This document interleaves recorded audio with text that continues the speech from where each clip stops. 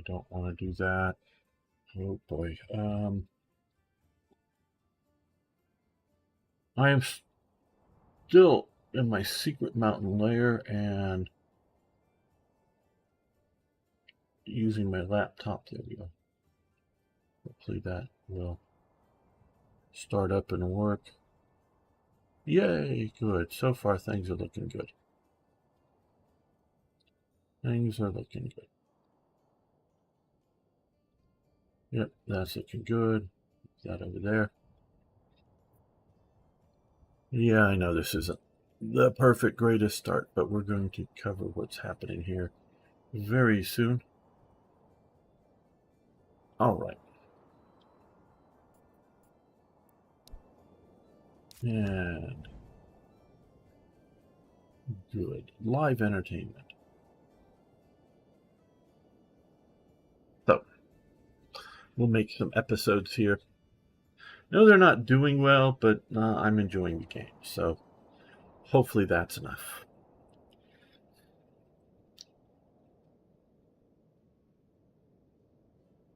Welcome back, fellow armchair generals. This is, of course, Gamer1745, and we're playing Manor Lords, and we're getting ready to go to war here. Give you the general situation is we're holding one province on the map here. The other baron is holding all of them. We currently have a relatively strong army here, not maybe super strong, but like I say, relatively strong. And now one thing I have noticed, at least in the current build that I'm using here, these are my only two choices for mercenaries. Local thugs, small pack of misfits and troublemakers. I like that description. And light and heavy archers. So we will be picking those up. We have a fair amount of money here, and we have a full set of retinue and mostly upgraded. Now, a few of these guys, like Notorious Gambler, I didn't want to give him better equipment. This guy is a mutant, communicates with gestures. Well, do we, you put him, in armor. I don't know how well he's going to gesture around, but hey, most of these guys have the upgraded armor. So these sort of our heavy infantry here at 24. Right. Now, we're not quite yet ready to go to war. We certainly could.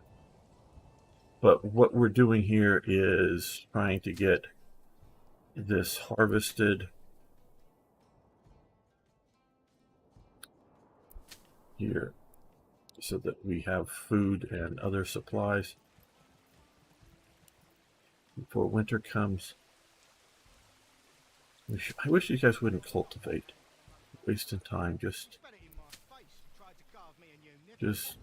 harvest new message. We will be ready.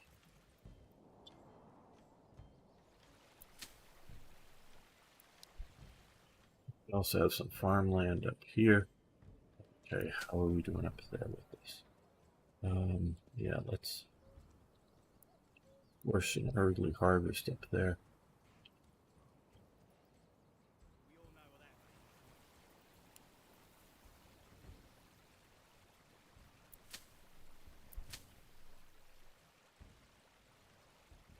When people harvest, don't cultivate. Now we got to turn to fallow. Some of these they won't let me turn to fallow. I don't know exactly why. This is still very much an early access game. If you're at all concerned about things like that, wait.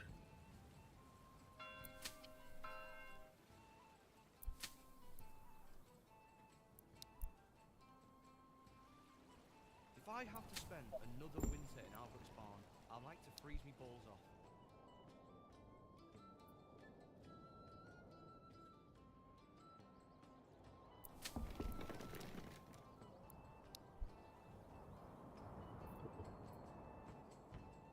Community here.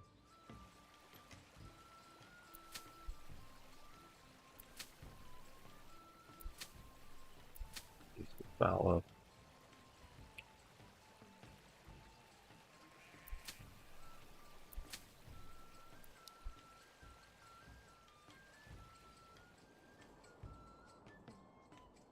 You are storing up a fair amount of food, flax, barley.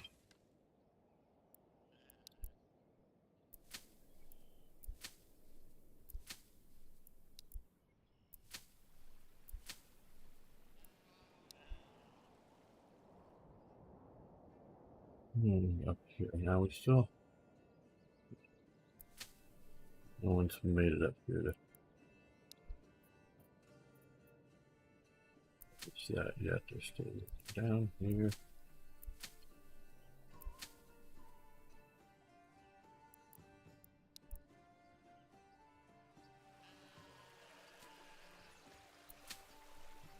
Medieval farm simulator.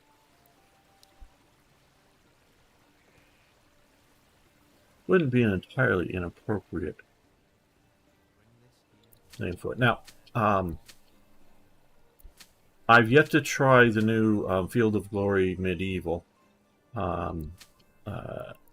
Kingdoms, Field of Glory Medieval Kingdoms, which is a strategy game for Field of Glory 2. But from what like I say, I've got a copy of it, haven't played it yet. Okay, now let's pause this. But that is designed to be a war game with both a sort of a grand strategy war game as well as a battlefield war game with supporting economic infrastructure behind it. Where this is a, if you want to call it a city builder, but a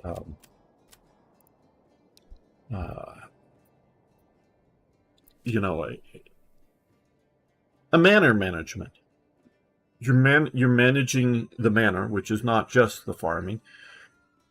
We've got that, down here, the actual sort of manor, and his community that the local lord, baron, whatever, is managing here, and with combat. So if you want a game that is a war game that has some management, do something like Field of Glory Kingdoms, which is a medieval-based strategy game, and it can be tied into the tactical game of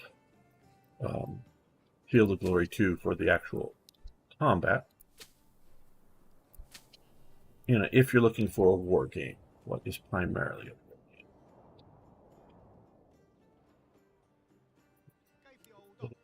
game. Come up and harvest all this. I know I reduced your work through size down. Now that we've done that, I do want to come back here, and we also got a lot of wheat, so let's get somebody grinding the wheat in the windmill. These guys still have a lot of yarn here, but and you have a sheep farm here with 4 fleece and 64 fleece over here, so we got lots of wool, and we also have 46 and 44 and 22 flax. So we've got lots of flax as well.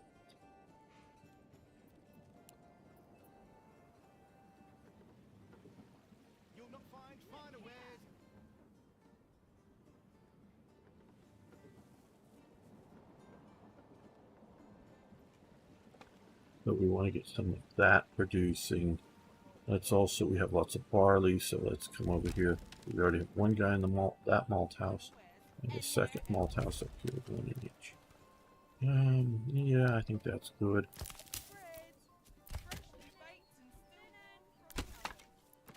We've really grown the town size. Here we have lots of labor here.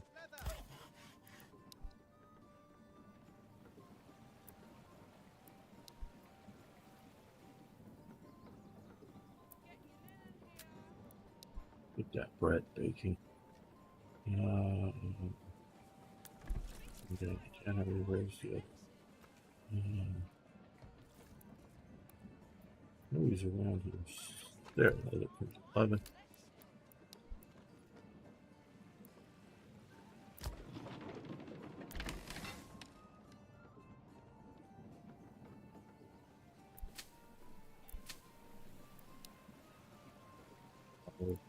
Can here now. Follow.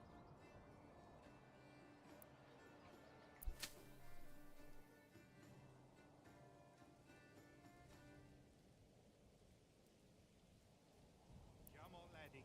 Come on.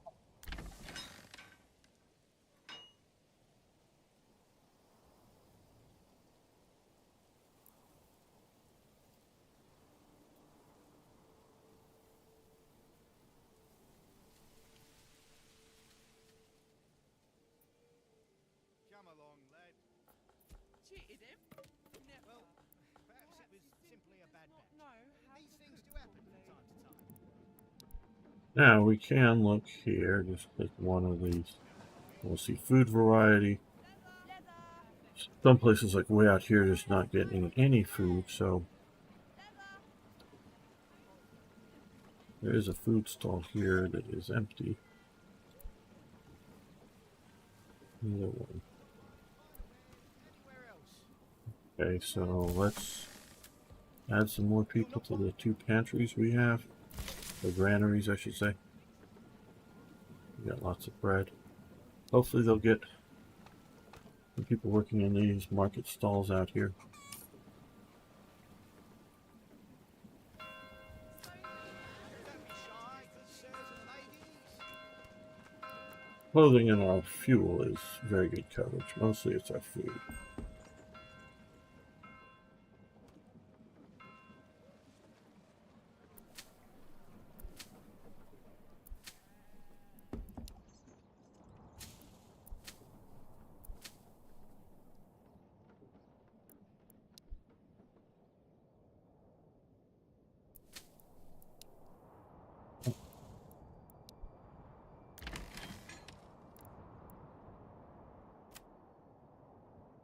Russian priority is medium.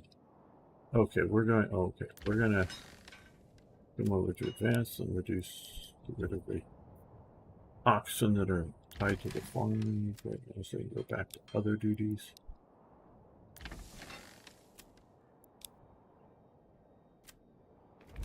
They're putting some of the winnowing some of the wheat out. Yes. Those stocks at food stalls. Well,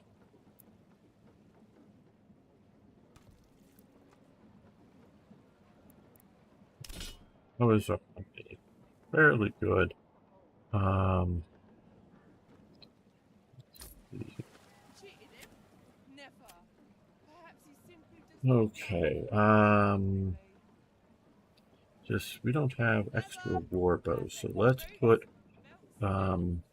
the saw pits are working good. We have Fletcher shop here, so let's put it back into operation. We need more bows.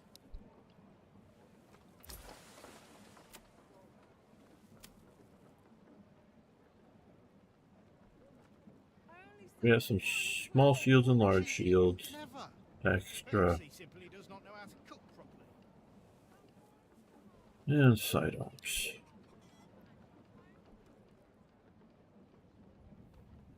Linen.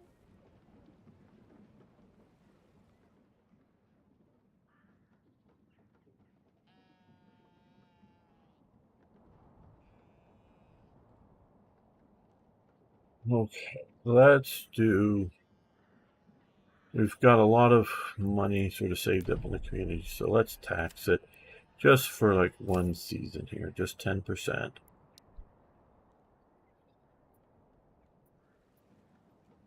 Yeah, we come over here and increase the hunter here. Still have iron. Let's get some people working in the bloomery here. Don't be shy, good sirs and ladies.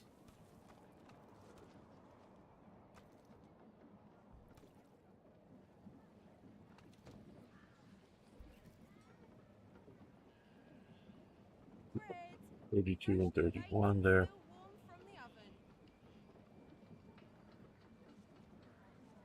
Look here. At least in the version I'm currently playing, they've nerfed the archers heavily. Come on, come on. Leather. Perfect for boots. Belt so and shy good sirs and ladies. Now the question is how effective were archers in Franconia or wherever this is based? I don't know. Against unarmored opponents, very effective. Against armored ones, less effective. You have to understand, when you get guys like this,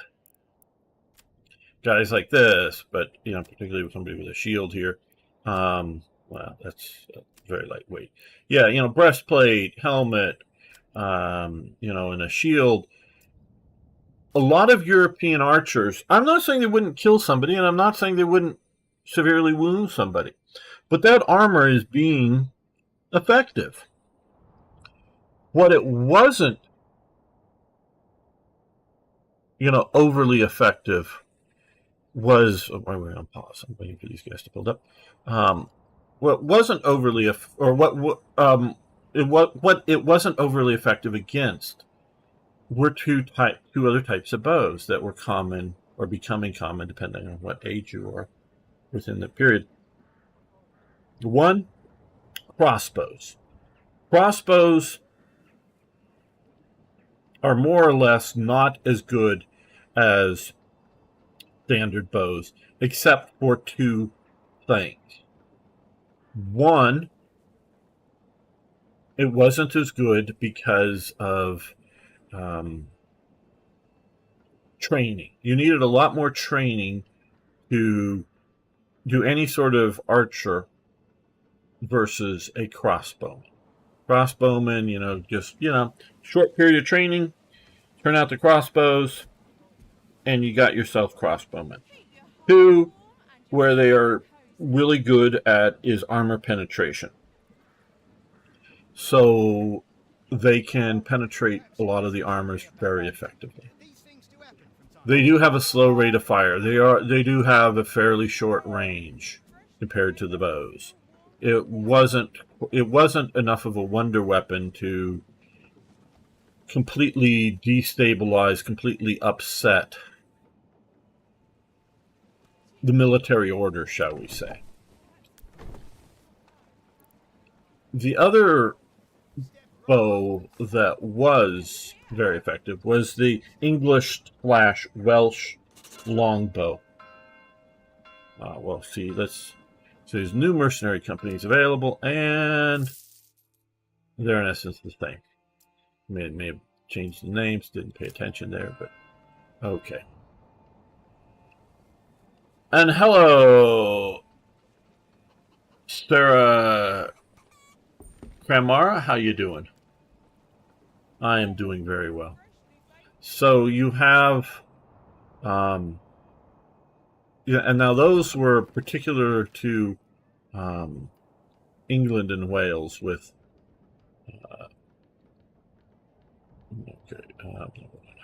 mercenaries. Well, no, maybe we are. Okay, I want to make a save here because we're getting ready to claim territories. Hey, IKB. Well, I'm having a great time playing Manor Lords. It's very fun. English longbowmen only got so good because of mandatory training after church on Sunday. Yeah, okay. Now, again, and the new IKB knows a lot of this stuff, and I hope I'm going from memory here, and I hope I'm more or less correct. The Welsh longbowmen, and it's a combination of the bows that they were making, which were bigger than the military bows that were common, they call them war bows in this game, common in Europe, had a stronger draw, meaning you needed to be stronger in your shoulders to do it. And that was a bit more of an organic reaction and development against the English. The Welsh did this. Now, the English, in essence, copy it. They copy the longbow, and as IKB is saying, they have a certain amount of mandatory training, trying to ban things like, as you Europeans would call it, football and other things on Sundays to encourage more and more people to train with the longbow. And that is where you get the power and the range beyond the standard military bows, that not every armor at every range, at every impact point, they're going to penetrate. But it's going to be much more penetration. Where if, say, like as we showed here,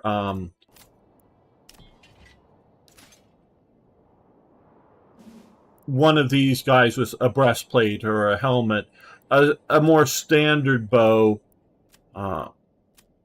would, it might just be a truly a scratch, or might be a deflection and no wound at all. Where the longbow might kill the person through it. Again, what's the angle? Are they hitting on all these angled surfaces? And that's the point of the angled surfaces. It very well might penetrate straight into the heart, or it might sort of kind of penetrate in, a little bit, and you got a light flesh wound, and you keep on fighting, and you don't even maybe need stitches, kind of thing. It could vary, because under all of this, you've got chainmail, you've got padding, you got a lot of armor here, but obviously you got weaker points like shoulders that are now. There's just in chainmail, more or less, and quite possibly even the helmet, a longbow is just going to go through. So what was somewhat effective against continental bows, the longbow steps it up and makes it much more deadly, and it has a much greater range. It just is another order of effectiveness beyond what your standard.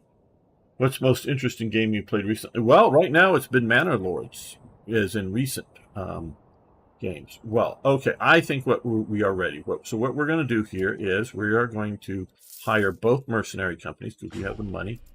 I think we have money to keep paying them for a while.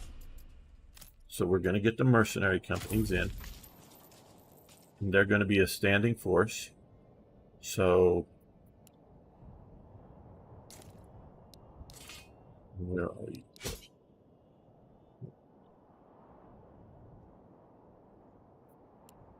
They enter from the edge of the map. Oh, okay, here's these two guys. Let's get them into our territory here. Yes, sire. Where are our local thugs and layabouts? Okay, here we go. You come over in here. Until we get them safely into our territory, we're not going to start claiming back some of the other ones. And I do want to do a little experiment that I haven't done. I know there's been a bunch of people that have played the game. I haven't watched too much other content of this. And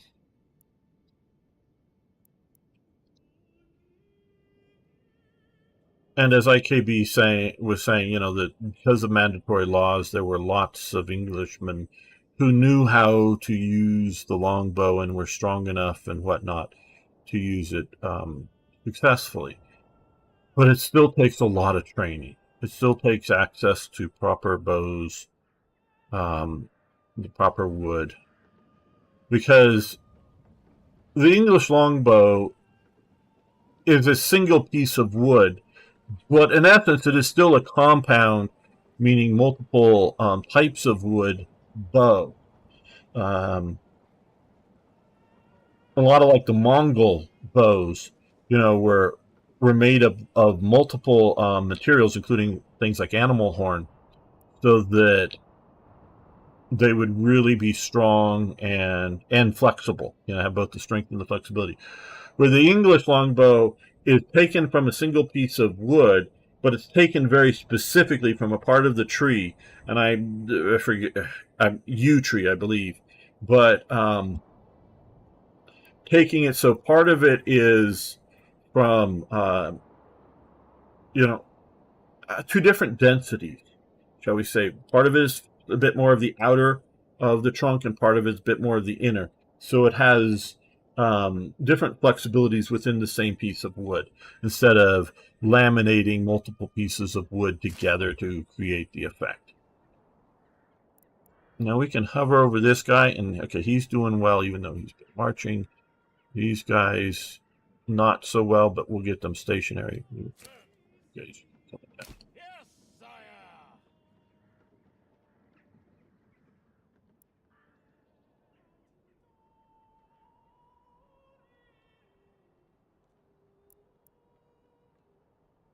I have not played out a siege in one of these ports. Don't know that we will in this playthrough, or if we're going to be battling in other people's territories. Okay, guys, I want you to come over here.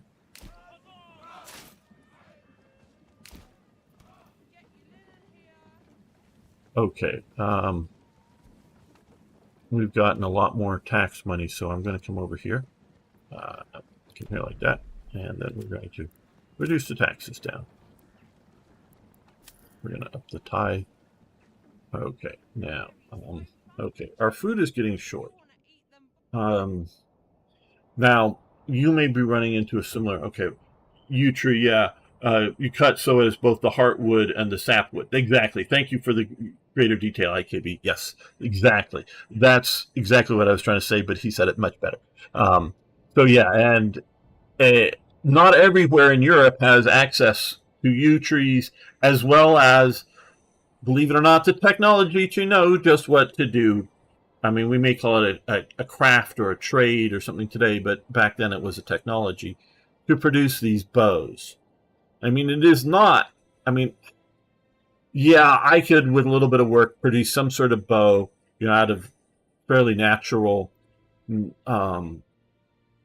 stuff, trees and suet or other sort of animal remains to create the string.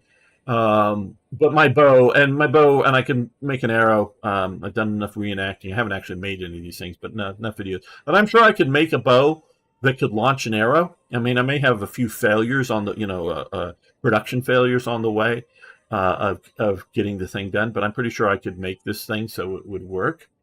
But that doesn't mean it's going to work effectively. It means it'll launch an arrow and the arrow will stick into something a little bit. And for taking down a small game like a rabbit or whatever, if I could hit it, yeah, I could probably do that just fine. But that's different than shooting at somebody who's in any level of armor. And at any effective range of armor as well. Oh, yeah, about the food. It is saying here we have 4 months of food. Does that mean we're going to starve in 4 months? No. I want to stress that. No. Okay, so these guys have here and here, they've processed all of their wheat that they gathered into grain, meaning they winnowed it, got rid of the chaff and all the other stuff, and just left. Now here we see these guys are in the process. They have some grain and some wheat. They've got 2 more to turn into, so we'll just go down to one guy here. So they turned this in. Neither of these two are counting towards food, okay? So when you see like 4 months of food, oh my God, we're running short. Well, you can come over here to the granary, one of them, and you see 96 grain and 10 bread. Basically, 1 grain will equal a bread, as far as I know. That's the farmhouse I want, the granary here. And here, 145 bread and 46 grain. So these still need to be turned into flour. Now, we have some flour here.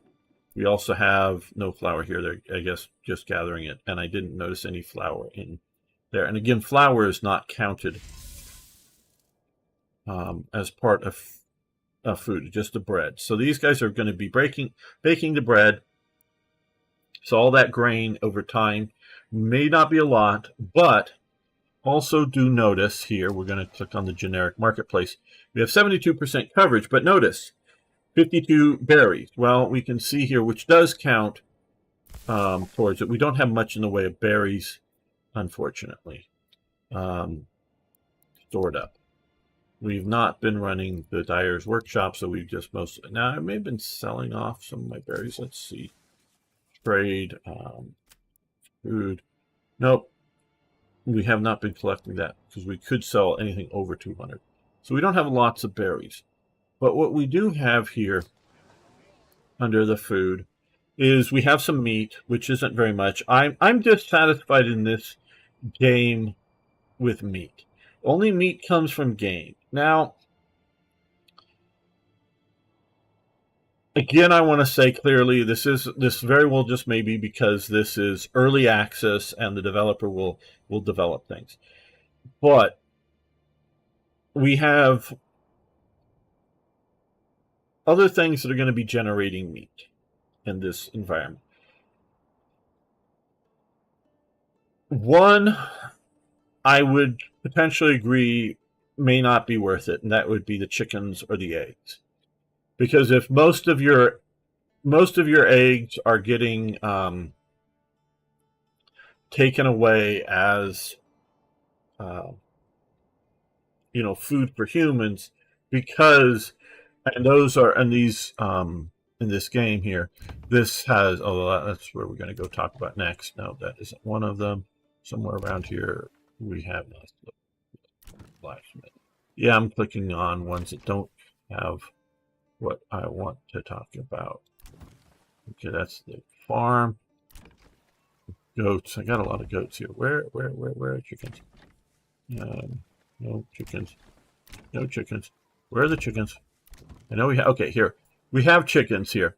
You're going to have some fertilized eggs come out and be roosters, and you want to kill them. But the idea is that you're not necessarily the farmer who's running the householder who has some chickens in the backyard. They're only going to support so many chickens. Hey, Arno, good to have you here. We started early, at least I did. You're not trying to grow more and more chickens. You support, I don't know, let's just throw out a number, 20 chickens, for food purposes. You're providing food, or they're gathering food in your backyard or whatever. It's a mix of things for 20 chickens. One or two roosters, and then the rest would be hens laying eggs. So you don't need to try to hatch most of these things. So that's mostly going into egg production. I get that. Obviously once in a while you'll kill a rooster, or if you lose, of old age or whatever, a few hens or to a predator, and you want to, okay, well, we're going to let a few of these broods of eggs to hatch to see, if we get some hens or roosters or whatever, and we may eat the extra, whatever it is, including too many hens, and go on. So, okay, that's mostly if we will talk about chicken farm. But here, this goat resource here provides hides, naturally, passively provide yield hides. Well, either I would have it make either cheese, which would sort of simulate meat in that it's protein, or whenever you're butchering a goat for a hide, you're also having its meat. So I would have the goats also generate a certain amount of meat. The other, so those are the two. Oh well, the other is sheep. Now, sheep in this game here, we have some here. They do not breed. I sort of don't like that unless you have sheep breeding. I would just have sheep breeding more rapidly, shall we say, breed sheep. But I would, or even if you don't have, well, okay, maybe here's how I would do this. Yes, hello, Arno, over on YouTube. How I would design this, because these are designed to produce, because we're fallow and we have 20, you might not zoom in so you can see them here, 20 sheep on this field here, eating leftover parts of what was harvested and or grass that's been growing, and they're, of course, fertilizing the field. And this is mainly to produce wool. And you would have these set up to mostly produce wool. But you would have a certain amount of turnover for eating lamb. We can go into Anglo-Saxon and Norman influences on the English and modern English words, but sort of sheep meat, lamb, as opposed to a baby lamb. But that's all, again, goes into the history. So you're not maybe raising this primarily as a food crop, but I would have her.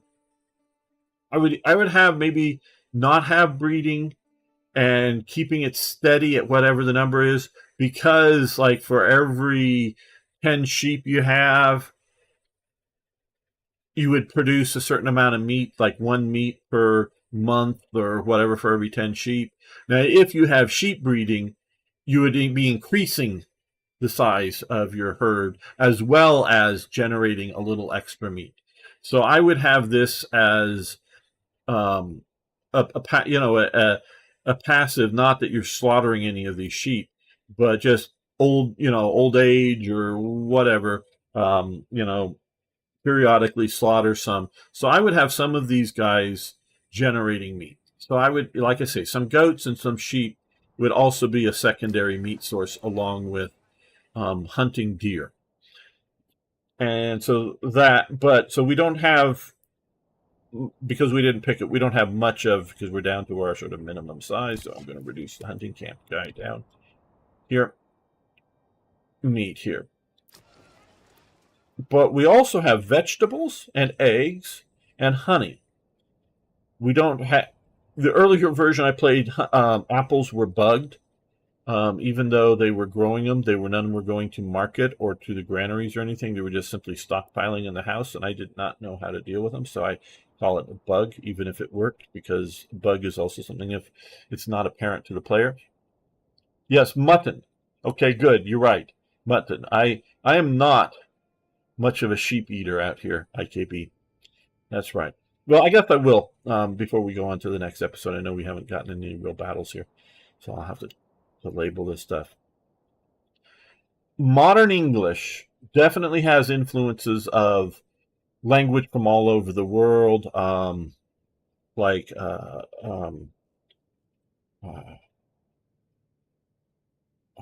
boy, just as I was getting ready to say it, it blanks. Oh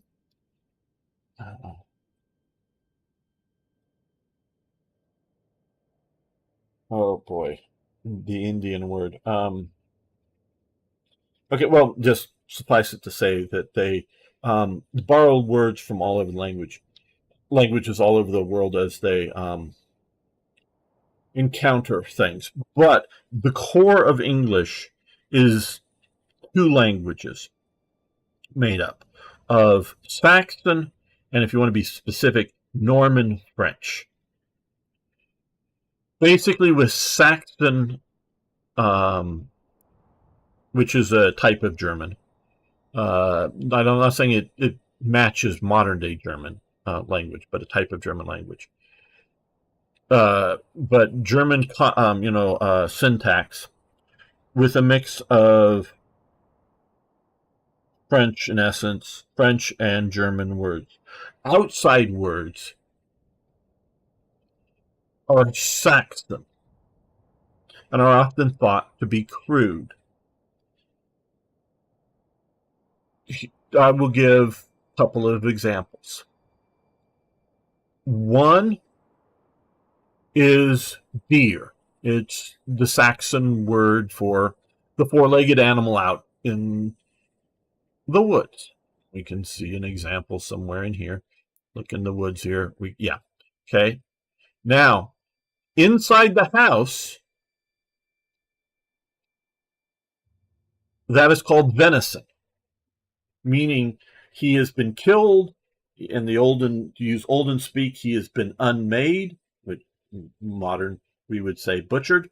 And so his meat inside the house, which would have been the Norman word for the guy out in the field too, venison, we have now specified as his meat. So more refined use of deer is venison as its meat. Another two words that had, in essence, the same meaning originally, that now mean two different things, but still, if you look at original meanings, the word lust and the word joy. Yes, we can think lust as in a sexual nature, but you can also use the word partially because songwriters and poets look for, alliteration and rhyming, like the lust for life. Lust simply basically meant joy. And joy just simply meant joy. But joy, and it's obviously spelled at various ways at various times, joy becomes the more, refined version of happiness. And lust becomes more associated with sexual or other sort of cruder um, happinesses. So this is what brings together modern day English, is the mix of Anglo-Saxon and Norman French. Right. So I am not that worried about this 4 months of food because, like I say, we got chickens cranking out eggs. We got bees, and I think they continue, even though that might not be in reality, continue to break out. I think, but I'm not sure. Honey in winter, they wouldn't so much in actual winter. We have now, come spring, we will have these plots cranking out more vegetables. So, and we'll continue with eggs through all. So I'm not really that worried about our food supply. I will, and food does not go bad in this game. So I will increase the size of those working in the communal ovens to make sure that all of our flour gets processed. No kick. I'm not worrying about kick right now, Arno. It's just more hassle than it's worth at the moment. So, okay. I think we're going to end this episode here, not to let it get too long. I want to thank everybody who's been hanging out with me today, and we'll see you next time for more historical gaming. And don't worry, guys, we're gonna do let me know, Arno, because maybe I intended to and I didn't, or something's not working. You're a great moderator. But yeah, we're gonna continue going here. I just gonna make this in more segments here. All right. Welcome back, fellow armchair generals. This is Gamer 1745, and of course we are playing Manor Lords, and we're getting ready to go to war with our opposing baron. But before I wanted to do this, I don't know how these are intended to work. Do they? Okay, let's send these guys into the fortification here before we start out. Now they describe these towers as being. Yeah, come on, guys, get through, come on. Yeah, as being sort of a defensive, like no, you're leaving. Are the doors on the wrong side? No, doors look like they're on the right side, or correct inside here. As a place where they would go in and shoot from, but I guess not. I don't know.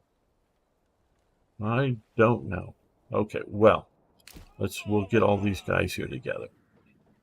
So what we're going to do is, I think I strategically want to, if I'm going to expand, I want to expand over into here because this will get a lot of food early. So what we're going to do is we're going to come here. Well, let's come out to the bigger map here, and we're going to claim with influence. Press claims towards this region, yes.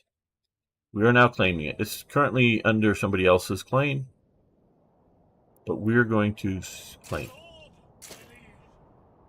We're going to move our mercenaries over to here. The gauntlet has been thrown down. Okay. Our enemy baron is going to come after us, and we can see troops up here. Is he coming from any other direction? I want to see. I know I've noticed times they've appeared in other parts of the map as well. Right. So what we're going to do is and I've sort of picked winner for this as well. Okay, you guys all march up over to here, and you rally to here. You rally to here. We're just getting rally areas.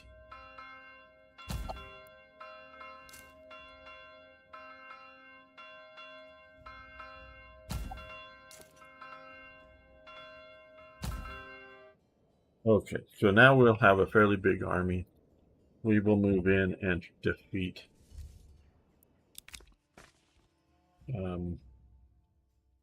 I can make it worth your while if you drop all your claims. No. Yeah, here's his various armies as they're coming in. Towers. Can you up? Well, we have towers. That's what I was wondering. Is they describe the towers as places in which your troops can shoot arrows from, especially these towers on the walls. No, currently you can't upgrade from what we're seeing here, and this guy just walked through a wall. So, again, everybody, this is early access, and my understanding, and I've seen screenshots from some time ago that had a much, because we're right now, this is, we can take a little bit of a look here while there aren't, we'll just paused, I know, but this is as advanced as the buildings get. So brick on the first floor, I presume that's sort of wattle and daub on the second floor here with tile rows, as opposed to all sort of stone and other roof tiles like you see in the background of the main sort of thumbnail that I'm using for this video and is sort of used for the game. I think they're in the works to upgrade to a very oh, it's out in early access, Arno. It's out in early access. It is not complete by any means. So yes, the game is out, but we are still in early access. Right. So we're going to sort of form up like this. Let's nice big long wall. Let's get some. Another thing I don't like is once you tell these guys to go here and you click on them again, it won't show where you've told them to go before. You know, where to sort of better coordinate.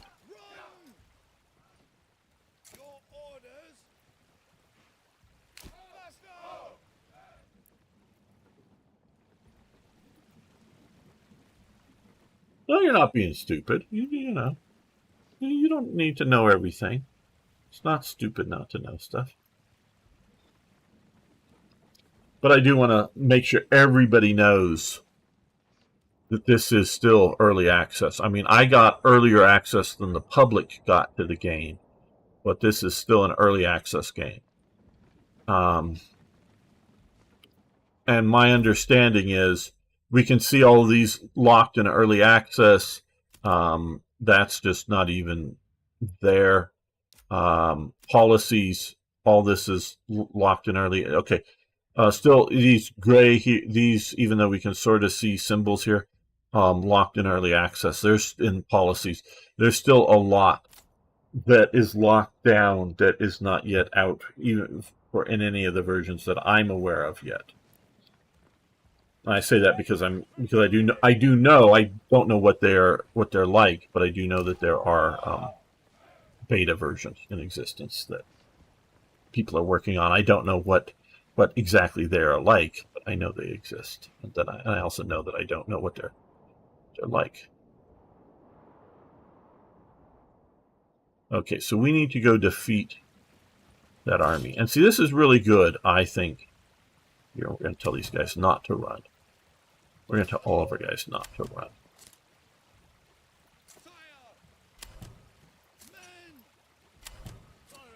They don't like to run, most units.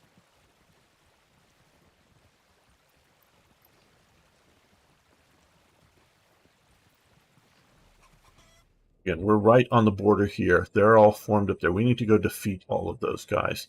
I don't know how much woods affects things like arrow flights or formations. I want to again stress with everybody that this is, if you will, a resource manor management game with a war game, with fighting, you know, attached to it. So combat is secondary. Okay, these are our heavy archers here, in that they are heavily armed. Not that their bows are necessarily any more effective than our other archers. So your archers do not do well. I'm not saying they're always going to lose, but they do not do well in melee combat. And once units really start to get, you know, battling each other,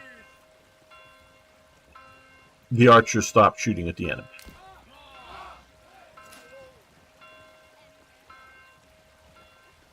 So archers are fairly... a little more forward. So archers have been heavily nerfed. And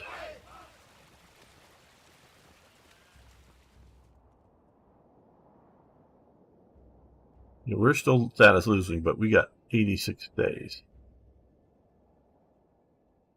They're marching. We can take a little look at them.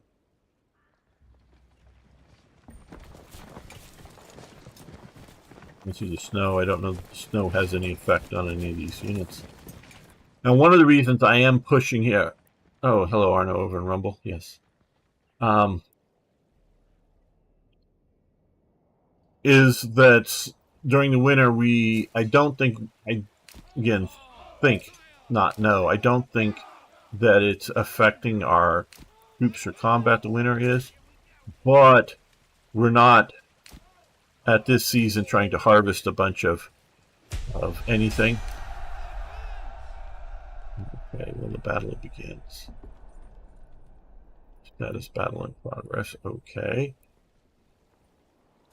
And you can see when you over one of the archer units, you can see the circle around it to see just where they're able to effectively shoot. These are the armored guys, so I'm using them a little more forward than some of the other archers.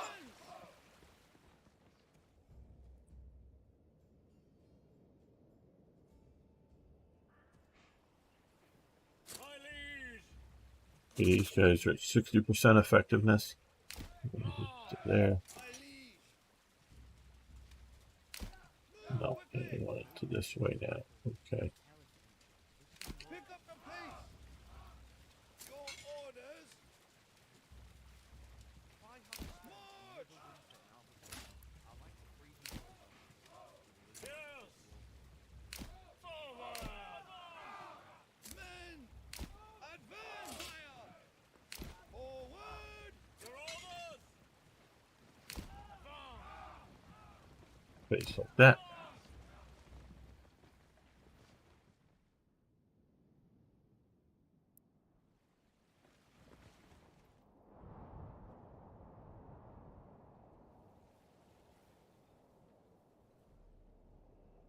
They only have one unit of archers.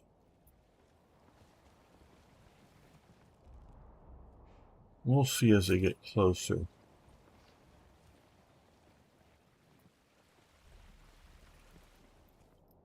There's definitely a lot of bonuses for your spearmen to just receive a charge and not to attack the enemy.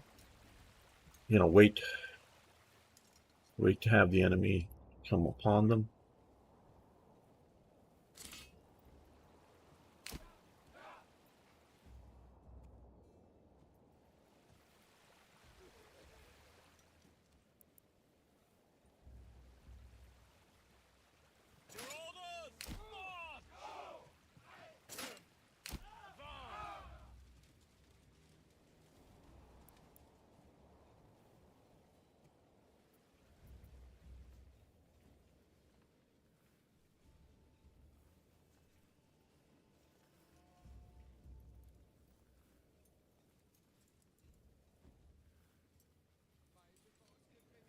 What are these? These are just the sort of local. These are like our, yeah, local thugs. There's 36 archers. I think this is their main command unit. I think. And light mercenary infantry. What are they going to do? Our archers are already launching arrows. Okay, so pause. Your orders?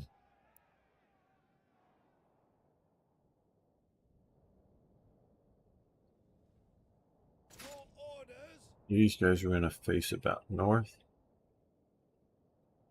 Yes, sire. Face off against them.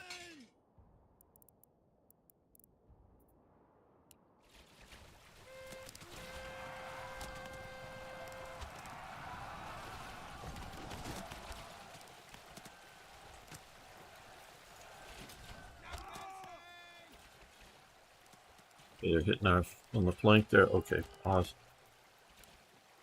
Okay, you guys, we want you to well, attack these guys. They're not capable of much greater strength. Okay, now we're going to oh no, pause. Okay, these guys are up there. We want these guys to shoot up there, and we want these guys to shoot up here so that we have 2 to 1. We're going to let these thugs and these archers sort of fight it out here. I'm going to then reorganize, no, from here, reorganize these guys this way and come in on their flank here.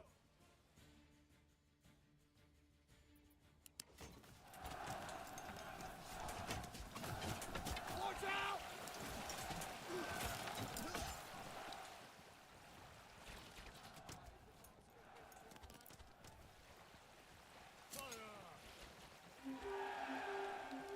Okay, okay, pause. They just routed. These guys here, we will send them after here. And these guys here, who we've lost 3 of them and are somewhat down in effectiveness, we're going to have them come after these guys here.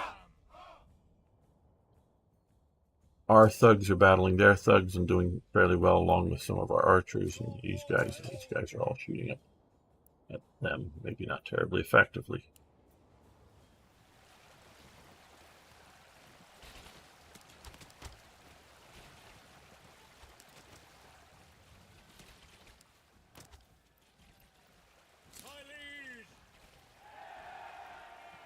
Okay, their thugs have broken. Now all of our archers concentrate on these guys. Your orders?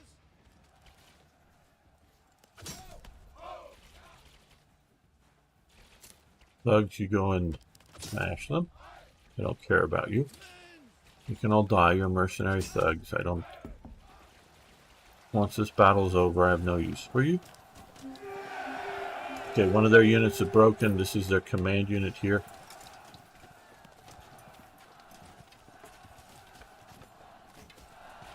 His retinue. My retinue's down at 15. His is down at 23, and they just broke. These guys are fleeing. You guys keep battling him.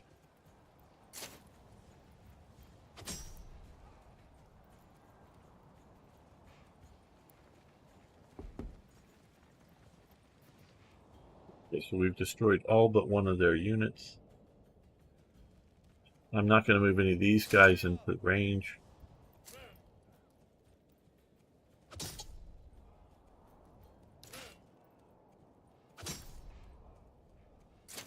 They're mercenaries, because who cares about mercenaries? They're not going to come back and be workers. Oh, we want to have these guys run, I think. Outrun them. Or keep up with them, one of the two. Sire, my liege! Come on, go up.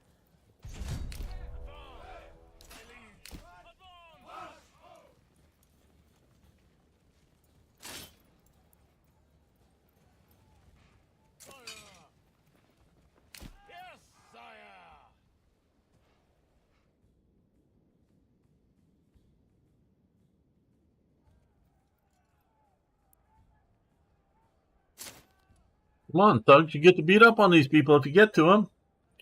Just like you like. Okay, you guys start. They will disorganize themselves a lot more. If the mercenaries die, you don't have to pay them. Well, I'm not sure because I think we paid them in advance. And we paid their captain, not the individual soldiers, so we paid the mercenary company's captain. That's how it worked back in those days, generally speaking. Yeah, you found some dude who claimed to have, 50 dudes that worked for him, and you paid the guy in charge.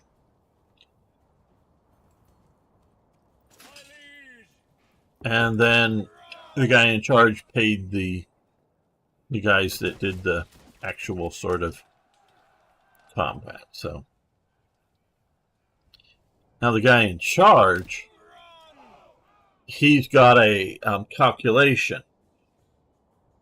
Yeah, if I go into war with 60 guys and come out with, say, 30 guys, yeah, I maybe not have to pay the other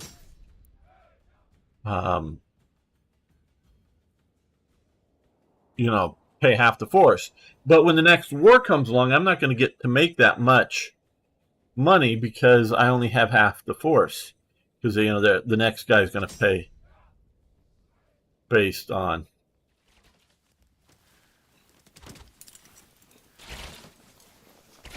size of force you're providing. So it's a calculation.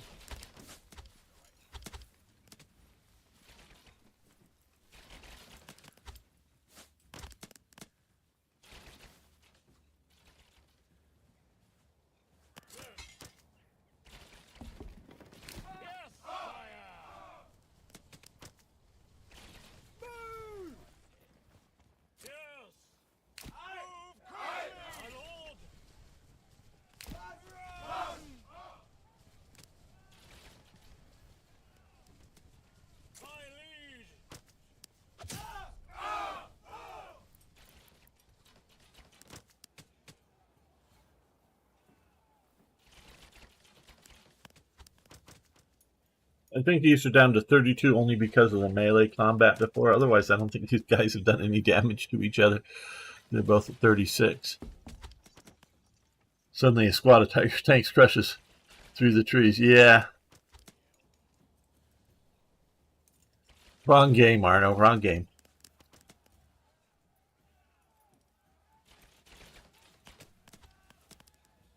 Now, I could move up some of my other forces. Okay, they're down to 32, but I'm actually just watching how this is going. Like I say, I think these guys lost 4 guys in the melee combat earlier. He's down at 33. I thought it was 32, but 33. So they've lost 3 men. Okay, let's move these guys closer. I don't know if range is having an effect on how they're doing. Would be funny. Yeah.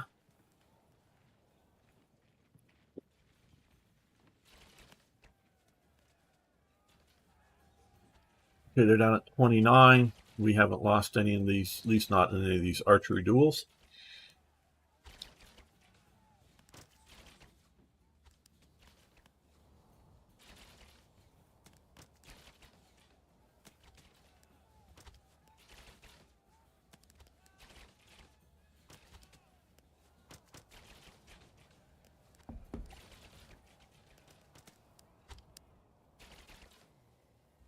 Down at 18, 17. And they've broken. That's it. Okay. Okay, so we have 1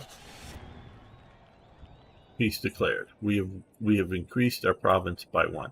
Now, these guys here, we want to disband the unit, which is going to disband both of those forces. Those are mercenary forces. Now here, note, we cannot disband these units because they are outside the province that they belong to. So we've got to move them back to here. Even though that's our new territory, they have to come back in here. And notice up here at the top, this keeps changing because I come over here and there's basically nothing, where we have something over here.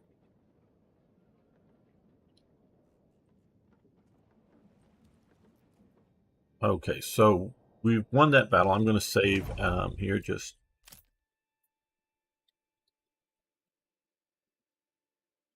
winning.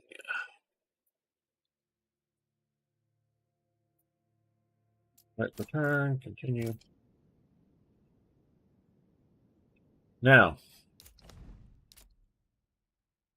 it normally takes 2,000 or 1,000. I think it's normally 1,000 to claim a unclaimed province, but it's taking 2,000 now because it's been claimed first by somebody else. So we don't have the 2,000 points here.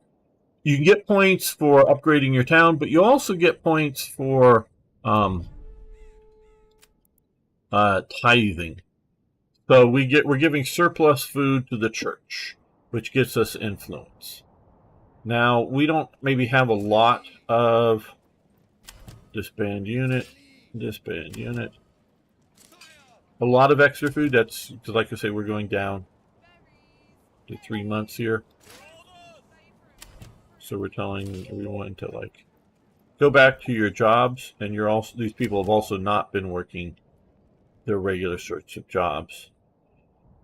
The other sort of expensive thing here is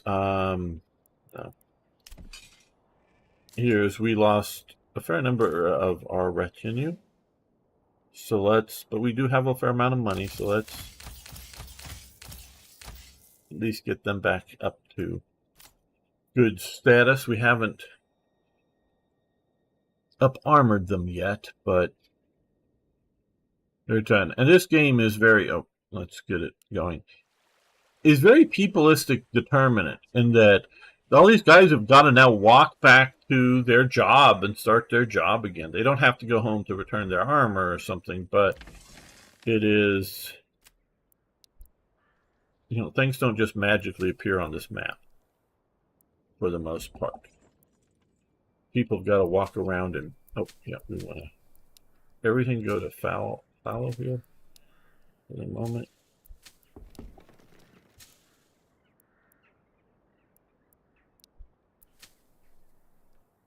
That's not letting me. I don't know why.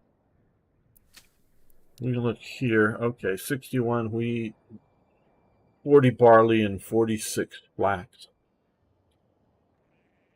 That's the percentage of growth effect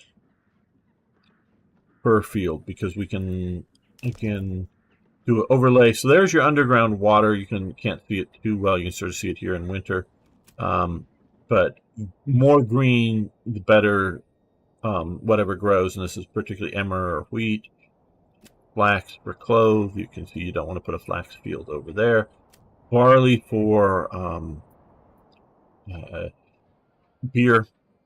And now you also have rye. Now rye you have to sort of research. But you can see rye will grow in a lot of places where others won't. That is a real consideration. Yeah, you see, come over here. Now we have food. Right. Okay. Now we could order in food, but we're not. I think we're going to be okay.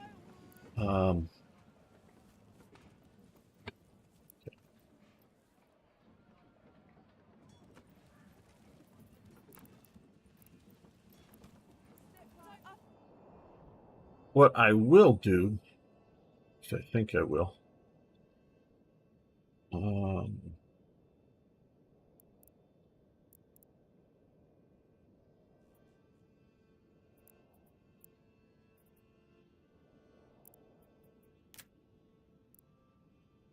we could do a settlers camp over here. Let's again look at utility, because we don't want to, we have like limited grain space here. We don't want to put our main town right on the most fertile ground. You can see this whole section here is not very fertile here. Rye is one of the better ones. The wheat is okay. So we're going to put our town up here, I think. So let's go with Settlers Camp here.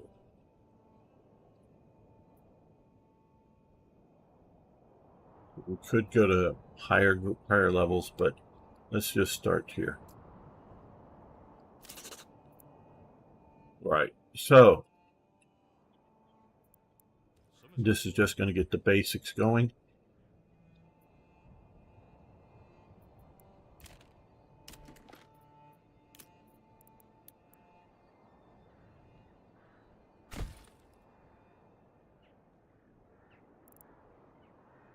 Get them to start working here.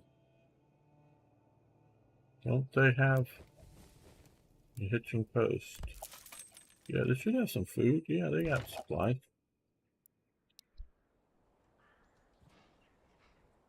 Maybe that just hasn't been updated. I don't know. Just give me a hammer and something needs. So you have to start over when you get a whole new province with all of the technologies and everything. Some are sort of good, some sort of not, maybe in the way they handle it.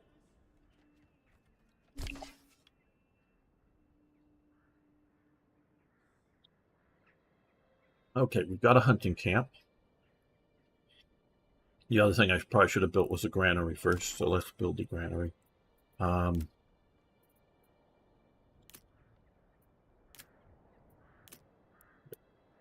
Okay, well, we haven't built a road yet. Roads are... Okay. I want to connect from here.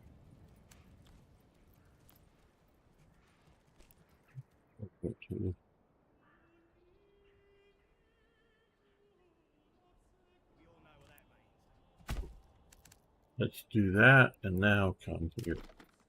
And granary.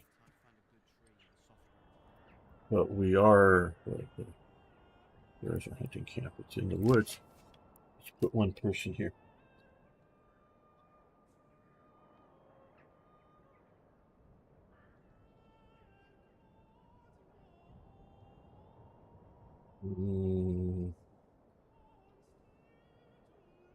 Yes. Go away. Not you people watching. I was talking about the person, whoever was on my phone. I don't want to identify. Okay. So these guys are going to build the granary, get the supplies in there very quickly while he's out. Well, one of the guys is out hunting. So I think for the okay.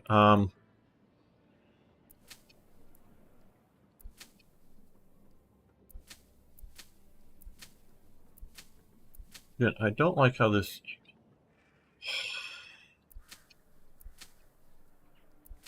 Always seems to be one field seems very uncooperative. Why I can't. Okay, let's take a look at some farming here. Actually, I think we're going to keep this a very short episode since it's sort of battle, and now we're going to take a look at farming, and that'll be in the next episode. Again, I want to thank everybody. I hope I'm earning your hitting that like button, and if you're new around here, also hoping you're going to subscribe. So thanks, everyone. See you next time for more historical gaming. Right. Let's make another episode.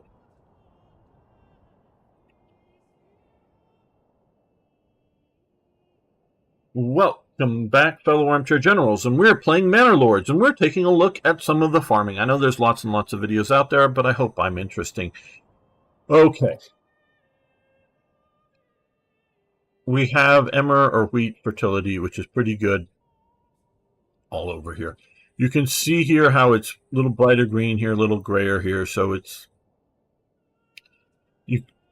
not evenly uniformed all over here. Now here we can look here for flax, for for cloth, and barley. Okay, this is not going to be a good area to grow barley in at the time. Flax up here. For some reason this, I don't.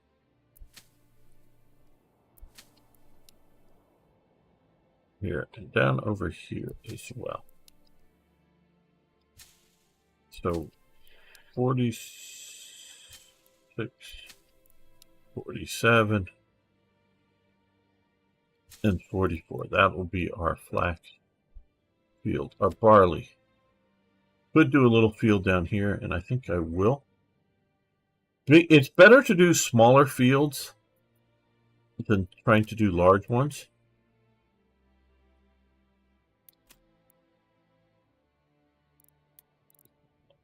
Rain.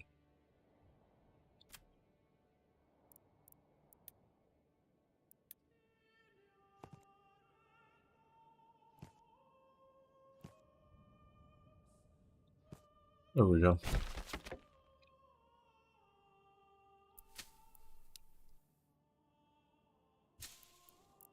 Okay, so that's going to be, and so the rest, well,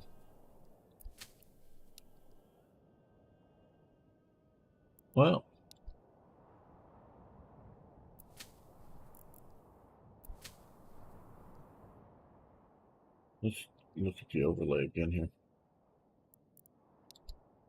Yeah, I'm going to let these sheep continue with that field there, I think.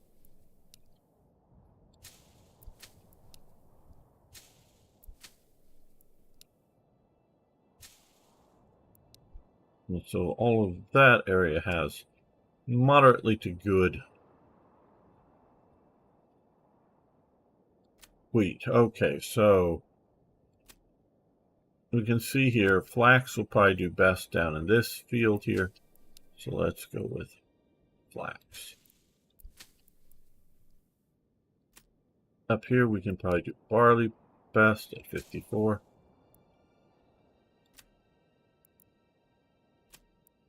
I think we're going to also do barley up here.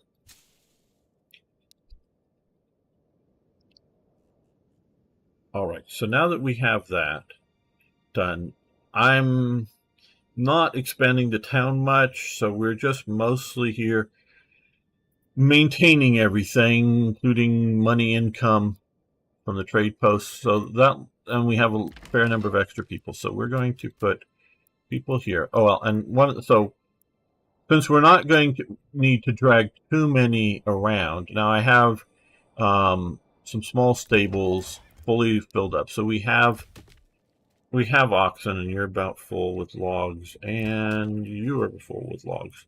They will, even though only one hunting camp is manned, they will put logs to the other hunting camp. So we have oxen that are not being overly used or necessary. So we're going to add an oxen to each of the, it's the most we can add to each of the farm buildings.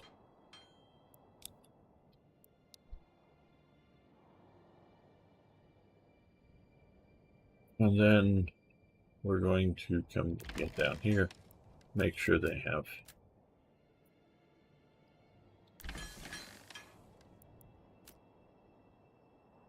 enough people to sort of kind of get started.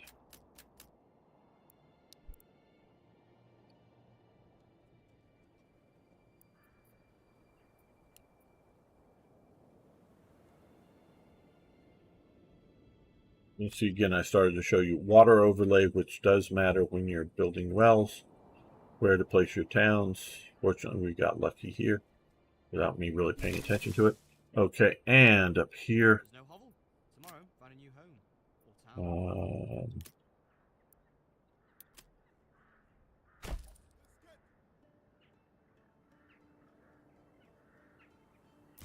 we're putting 3 people into the granary right now, so they get our bread that's laying out on the ground, wherever it is over here, into the granary,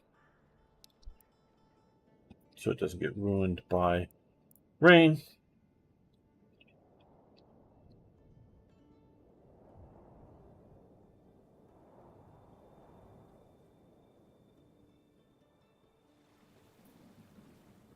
one oxen per field. So humans will cultivate or hoe the land, um, in essence, plowing or doing the same function of plowing if there is not an oxen on that particular field.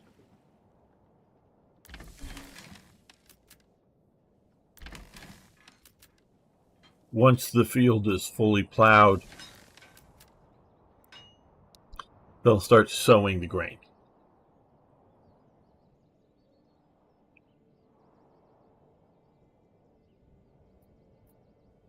And now also here, type of farming is our deposit for berries.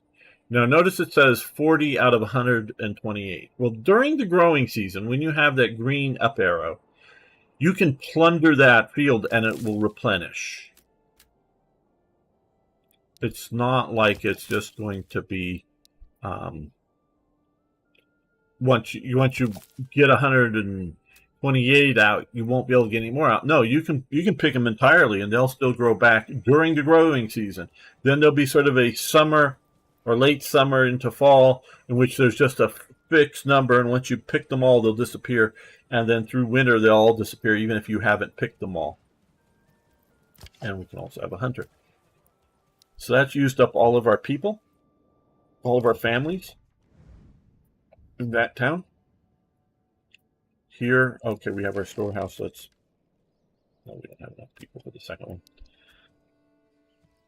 We've got all of our grain inside, so we'll go down to 1 on that because we really don't need it. We'll go to 2 to pick up all the pieces from being rain damaged. Now that we got hunting and all of that done, we need to build a woodcutter's place, and you don't want to do it too near the animals, and you don't want to do it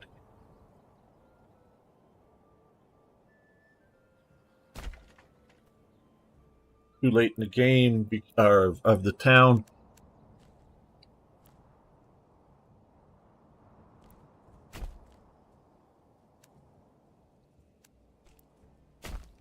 Because you'll run out of wood and you can't build more wood gathering. So you want to make sure you get. Okay, they request market stall, nice, but we're going to make sure we get our logging camp up and start cutting back the trees.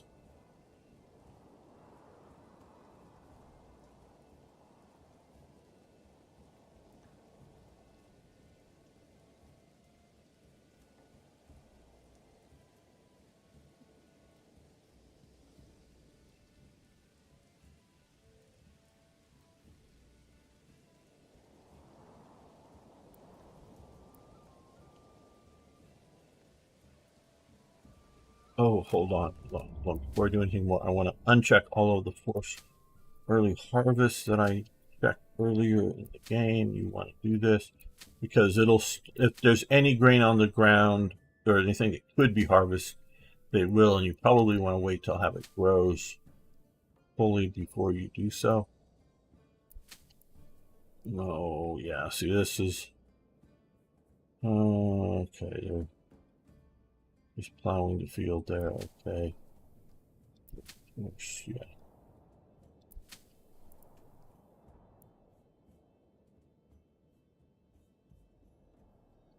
Yeah, is there anybody actually watching over on Rumble? I know we got a few on YouTube and a few on Twitch, but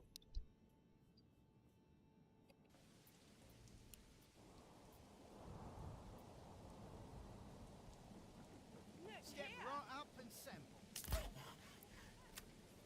Look here.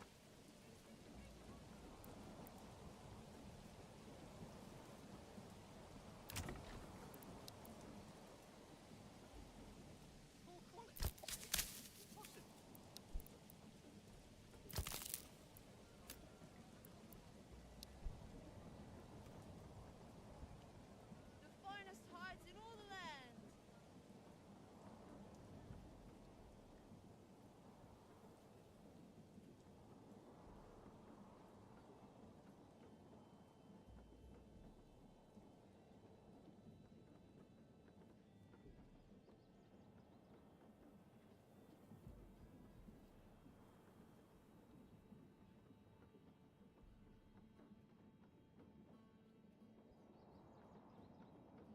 Yeah, let's push this a little faster. Okay, I think now over here, this is where we do need to somewhat concentrate. Okay, yep, we got all of the goods into the storehouses, so, well, actually, slow down a little bit. These people will start to complain that they do not have any housing soon. So let's come here and, well, let's put them up here. Summer's coming soon, and soon the beating sun. Okay, we do not have enough for 7 plots.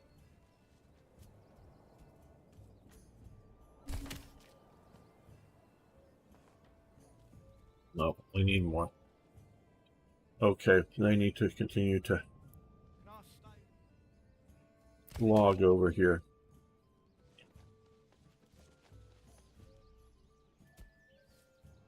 Come on.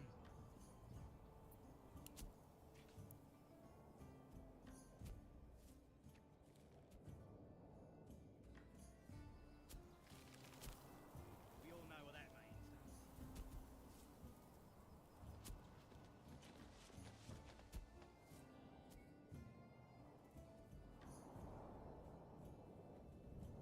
These guys are plowing and sowing.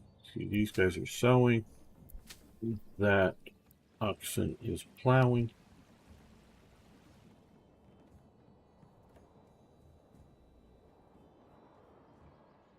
Oxen versus humans doing the field.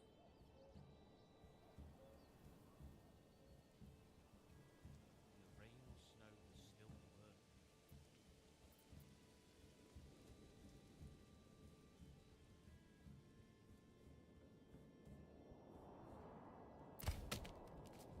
still work. Oh, we haven't. Yeah, I didn't realize I hadn't assigned anybody there. Okay, reduce down from the granary. That's why we're looking at logs.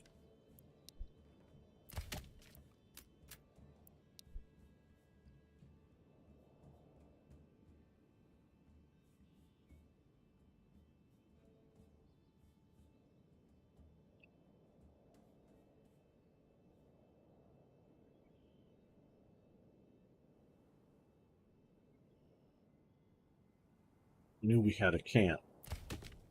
New mercenaries available. Now, let's see here. No, I didn't come here. I want to come here.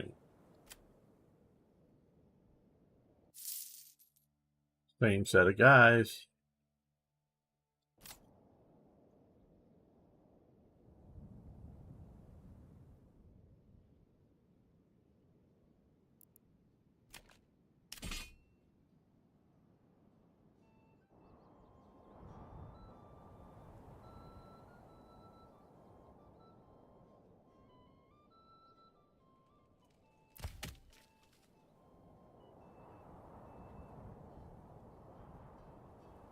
Well,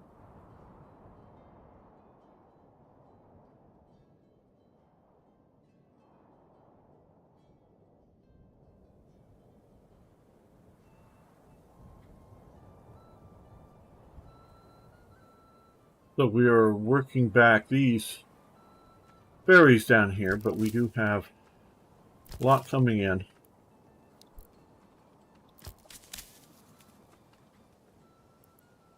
Now we pushed our deer to go to the limit that we want to push it to, so we will add him over here.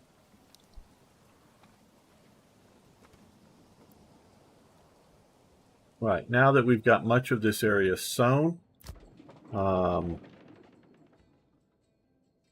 not all of it, we can radically reduce down our farmers.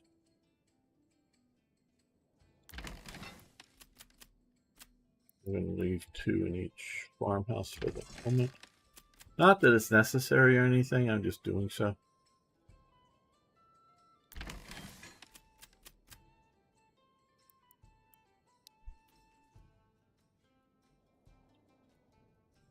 And now what we can do here is with the granary, okay, we're going to increase 1 there and 1 there. That will hopefully make sure that they will keep coming over here and pulling out the excess berries.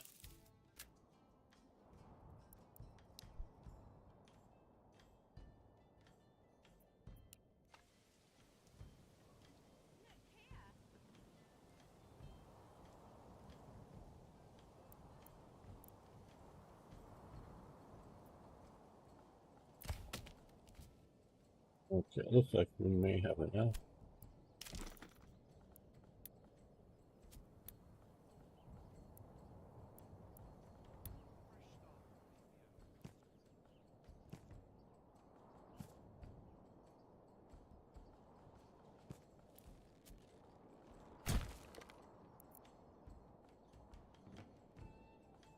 There we go. So we got houses coming for these 5 families here, plus a little bit more.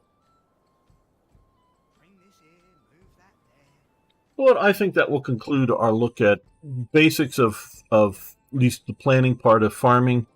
Later on, we'll have harvesting and gathering in the food from the fields. So, trying to keep these episodes short to hopefully get more people to watch them. Thank you so much. See you next time for more more historical gaming. Well, guys, I think we're going to call it a day here because I have something don't have to do, but want to go do in about an hour and a half. But I got to get ready for it and travel a bit. So I want to thank Arno, IKB. Who else has been here and chatting with me? Sarah Pramara. Thank you so much if you're still around. I'm really enjoying Manor Lords. It's fun.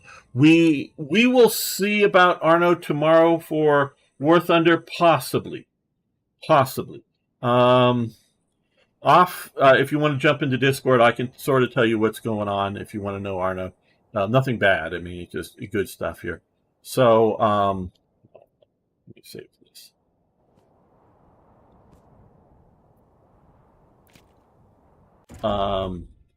So I want to thank you all for hanging out with me. And so see you guys soon.